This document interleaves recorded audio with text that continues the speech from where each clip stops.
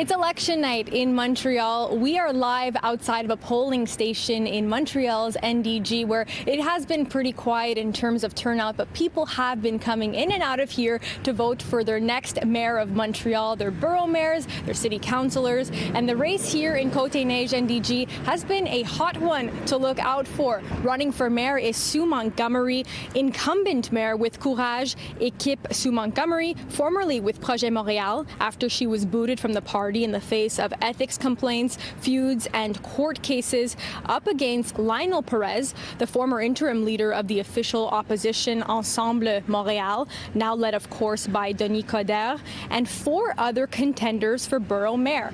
Now, joining me is Karim Boulos, political analyst, to talk about this area specifically. Thanks for joining us, Karim. Thank you. Always a pleasure. Tell me about, the kind of results you're expecting in this area tonight. Well, this is a key borough for many reasons. It's the largest borough of Montreal. It's also got 6 seats. It counts 6 seats on municipal council. That's 64 members. So we're talking 10% of municipal council is in one of the 19 boroughs, so it's not something to overlook. And it's one that it can play in many different ways because of vote splitting, because we have to look at it from the point of view of road to victory.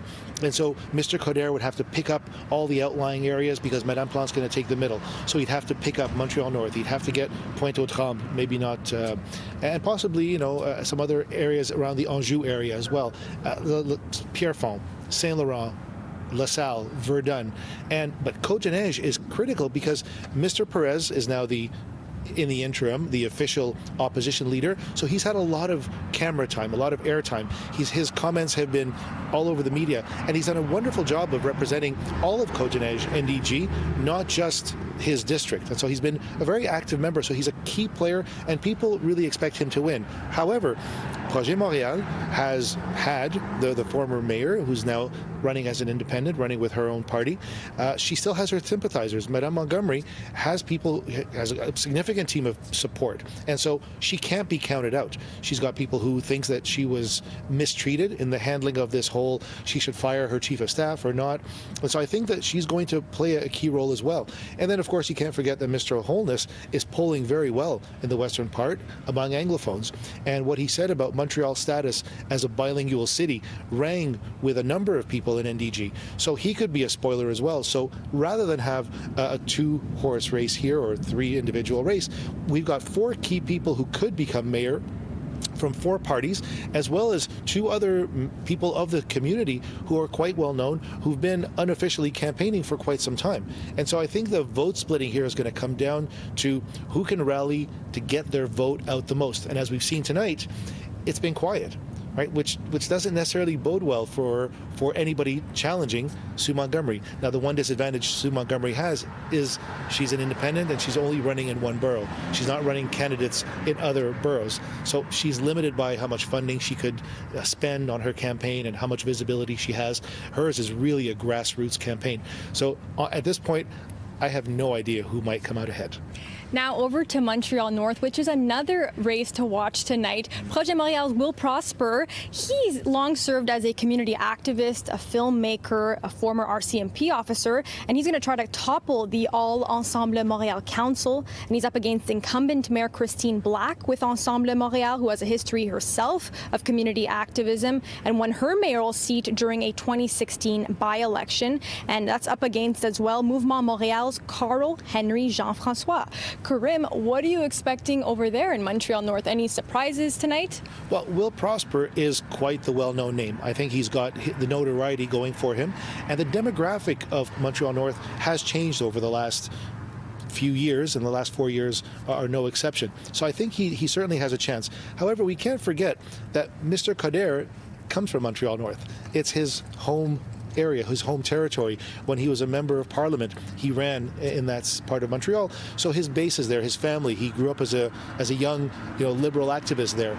So I think it's going to be difficult for anybody to unseat Mr. Coderre. I don't want to say it's guaranteed because nothing is guaranteed anymore, but certainly his position in Montreal North is very safe, and Ensemble Montréal is very safe in Montreal North. Mr. Prosper is going to try to do what Mr. Holness couldn't do last election. Mr. Holness ran with Madame Plante, and it didn't quite work out. I mean, he gave it a good run. His community activism is well known and was well known. But however, I think Mr. Prosper has gotten a lot more airtime this time around. For better or for worse, some of it has been less than, lustrous, but I think he's going to give him a run, but I still think Mr. Coderre is safe. What are the other races you're looking forward to seeing tonight, other areas in Montreal? Well, it'll be interesting. LaSalle is one that I find particularly interesting because Manon Barbe was a sitting mayor for, I want to say, 5 or 6 terms, and she did a wonderful job of investing and managing and taking care of the needs of LaSalle. Now, she is not running this time around, and she has backed the individual. There's an independent party essentially running in LaSalle. So that area could be up for grabs because Manon Barbe had a strong following and she commanded a lot of respect from the people of LaSalle. Will this new individual trying to make a run for it have the same impact? It's hard to say. So Mr. Coderre might make some inroads there. I know Valérie Plante would love to take over anything that's associated to transit. And we know that LaSalle is the end or the beginning, depending how you look at it, of the Pink Line route that she's talking about. So I think they're going to have a lot of communication around public transit and housing because one of the fastest growing housing neighborhoods of Montreal is LaSalle. So it's going to be very interesting to watch. The West is always important because Mr. D'Souza and his team in Saint Laurent is a very strong Mr. Coderre ensemble team. I think they're pretty safe. Jim Bass in Pierrefonds, I think, is quite safe as well.